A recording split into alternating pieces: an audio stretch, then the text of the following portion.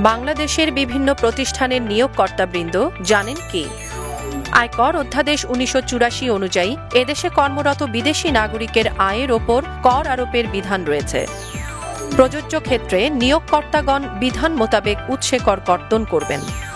নিয়োগকর্তাগণ কর্তৃক অননুমোদিতভাবে বিদেশি নাগরিক নিয়োগের ক্ষেত্রে সংশ্লিষ্ট কর বর্ষে নিয়োগকর্তার উপর প্রযোজ্য আয়করের শতকরা 50% বা 5 লক্ষ টাকা, যেটি বেশি, অতিরিক্ত কর আরোপ করা হবে। এছাড়াও কর অবকাশভোগী প্রতিষ্ঠানের কর অবকাশ প্রত্যাহারের বিধান রয়েছে। বাংলাদেশে কর্মরত সকল বিদেশি নাগরিক আয়কর অধ্যাদেশের 107 ধারার বিধান অনুযায়ী বাংলাদেশ ত্যাগের সময় কর পরিশোধ সনদ প্রদর্শন সাপেক্ষে ইমিগ্রেশন সম্পন্ন করতে বাধ্য থাকবেন।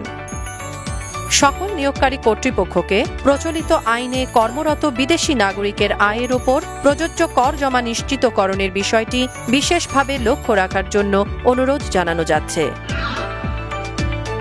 জনকল্যাণে রাজস্ব।